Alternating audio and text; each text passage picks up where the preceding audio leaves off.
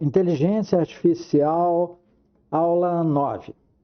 Esse curso é bastante prático, mas nós temos que ver a teoria que dá origem à prática, a um método em que nós vamos realmente colocar as coisas informatizadas. Nós vamos fazer as coisas funcionarem. Então eu dei o enigmático nome aqui da aula do relativo ao absoluto.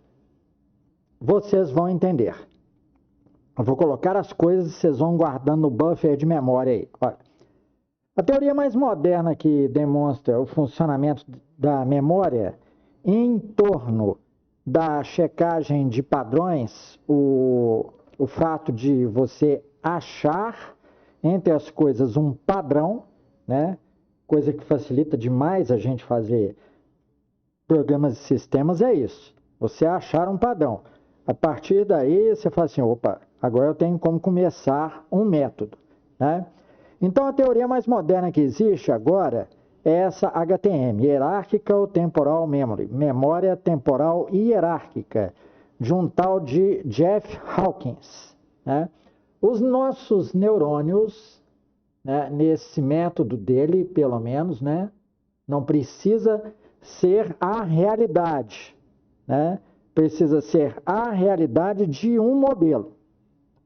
Então, no modelo dele, os neurônios trabalham em lógica binária, ativando ou desativando sinapses. Correto? Guardem aí. Então, falamos do lado biológico, neurônio, sinapse. Agora, os dispositivos eletrônicos que vocês conhecem muito bem, como computadores e controladores lógicos programáveis, trabalham com lógica binária. Vocês estão cansados de saber que os circuitos digitais trabalham dessa forma. O que é um controlador lógico programável? Por exemplo, aquele motor de portão que trabalha com o seu controle remoto, tá? É um controlador lógico programável, porque não é só o fato de abrir e fechar.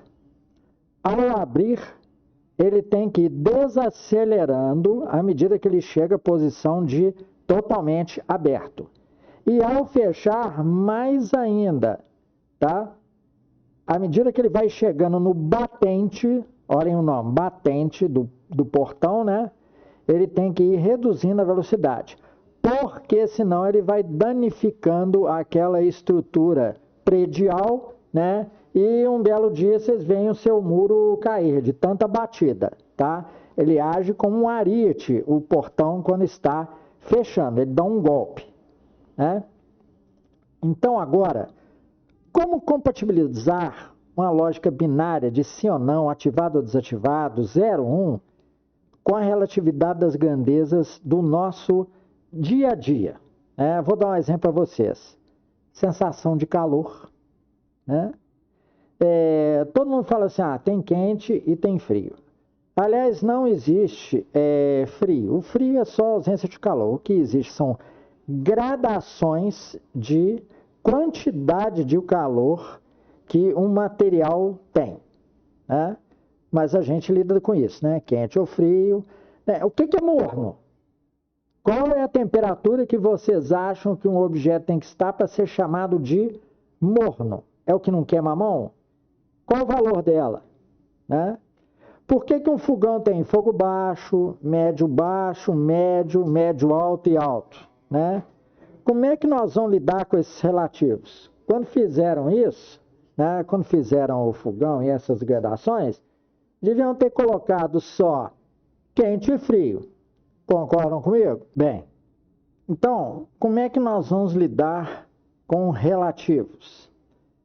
Vamos acrescentar mais alguns exemplos. Quando é que dizemos que uma cor é realmente vermelha ou é um laranja intenso? Quando é que nós vamos dizer que uma cor é azul ou verde, né? O que dizer daquela cor ciano? Ela é azul meio claro ou ela é verde? O que dizer do preto e do cinza? Cinza escuro, cinza claro? Como é que nós vamos fazer essas distinções? Agora, um exemplo pior ainda é no diagnóstico médico, uma coisa seríssima, né? Como é que você vai classificar a dor de um paciente como leve, moderada, forte ou muito forte? O médico dá um remédio para dor de cabeça, a pessoa tem enxaqueca, algo assim que pode ser grave, né? Aí o médico fala assim, ó, quando a dor estiver começando, começar a te incomodar, o que é isso? Ela é moderada? É moderada forte? É forte? O que é forte? O que é muito forte? Correto? É preciso ter algum método de medida disso, né? Então vamos às coisas mais próximas do nosso raciocínio, né? Ainda dando agora, deixando vocês ainda mais com a pulga até da orelha, né? Vamos falar aqui do processo de refresh das memórias de computador. Eu falei, o computador trabalha na lógica binária, 0 ou 1. Tá, mas agora eu desafio vocês, né, a conseguir manter as memórias ou totalmente carregadas ou totalmente descarregadas, né? Ela não pode descarregar completamente, né? E você tem que garantir que o valor 1 seja sensível, tá certo? O circuito de transistor tem cargas em que ele age realmente como uma porta aberta e como uma porta fechada, o zero, né, para o fluxo de corrente, tá? Então, vocês agora vão dominar uma grande verdade. Acima de, eu estou dando para algumas memórias, tá? Estou exemplificando. Acima de 3,8 volts, nós vamos considerar que ela está em estado 1, tá certo? Vocês pegam lá a especificação de um transistor e ele fala assim, olha, acima de 3,8, com alguma tolerância, tá? Isso pode ser de 0,3 volts, ou seja, 3,5 até 4,1, ou seja, na média 3,8 volts. Então, quando a corrente no transistor for por volta de 3,8 volts, a gente considera que ele está no estado 1 porque ele deixa, segundo a especificação do fabricante, a corrente passar. Tá certo? E abaixo, né, de 1,3 volts, o transistor ele bloqueia a corrente. Então nós consideraremos que ele está em zero. Compreenderam agora a passagem de um relativo para absoluto? O absoluto seria o 0 e o 1, correto? Mas ele fica em torno de um limite, tá? O que eu falei, 3,8 volts, mais ou menos 0,3 volts. A mesma coisa para o zero. Olha, baixou de 1,3 volts, né? Aí o estado dele está em zero. Bem, só que com o tempo, vamos supor que os dois estão aí, ó, com seus estados e estão com essa carga. Aí, de milissegundos em milissegundos, de acordo com a especificação do transistor, as cargas abaixam. É óbvio, tá? Ele foi carregado, principalmente a memória capacitiva, aí ela começa a descarregar um pouquinho. Então, no ciclo de refresh das memórias do computador, é dado a ele, né, para não passar demais esses valores, um meio volt. Então, se o 3,8 baixou para 3,7, né, ou 3,6, com a passagem de meio volt, por exemplo, né, pode ser 0,4 e tal, estou exemplificando, ele levanta de novo a carga, tá certo? De 3,6, né, mais 0,4 volts, 4 volts. tá? Então, ele está acima de 3,8, né? Então, ele está em estado 1, tá? E aquela de 1,3, quanto menos carga tem, né? Menos ele abaixa, tá? Aí você dá uma carga para ele de 0,3, ele vai dar 1,6 e daqui a pouco ele está descarregando de novo. Compreenderam? Mas a distância de 1,3 para 3,8, entendeu? Não vai permitir que ele ligue, tá? Porque ele só liga por volta de 3,8 volts, entendeu? Então, se você der meio volt no 1,3, obter 1,8, ele ainda não chegou nem perto de 3,8. Compreenderam? Mas eles vão continuar com seus estados absolutos, tá? Estado relativo de carga, voltagem, né? Potencial e no seu cômputo, né? No seu funcionamento, ele está em estado absoluto, 1 e 0, ele continua. Correto? O que nós precisamos é isso, né? Aqui do lado nós demos um exemplo do que representa o quente, né? Para água quente, se você fazer um chá, você esquenta ela a 100 graus, ela ferve, pronto. O leite, para você beber ele quente, acima de 60 graus você já considera ele quente, você já toma e sente a agradável sensação do quente, não está nem morno, né? Ele está quente mesmo, do jeito que muita gente gosta para fazer um Toddy, para fazer um Nescau e tal. Correto? Então, na nossa vida prática, né, nós teremos ainda outros relativos transformados em absoluto. Eu vou mostrar aqui para vocês, agora mais em termos humanos, realmente dos sistemas comerciais. Bem, então agora uma coisa que o pessoal de atendimento vai ficar muito feliz, porque vai ajudá-los a compreender o que eles fazem, o que eles medem e como transformar relativo em absoluto, numa medida mesmo. Como dizer se um atendimento foi ruim ou como classificar um cliente como inadimplente, né? Então, desse lado aqui está, como classificar um atendimento como ruim. Então, o 0, ou seja, não é ruim, é até 3 atendimentos, exclusive, tá? Então, nenhum atendimento, ou 1 ou 2, tá?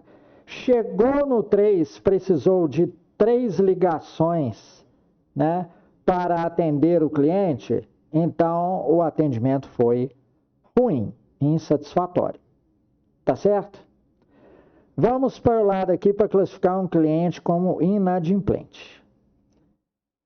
Nós consideraremos ele, a grosso modo, né, na medida de um centro de atendimento lá, em que o pessoal chegou a uma medida, eles ainda não têm muita vivência, então eles falam assim, 3 meses, né, se ele ficar 3 meses sem pagar com 3 contas, eu direi que ele é 1 em matéria de inadimplente, ou seja, ele é inadimplente. 2, 1 mês ou nenhum, né? Então está em estado 0. Ele é adimplente, correto?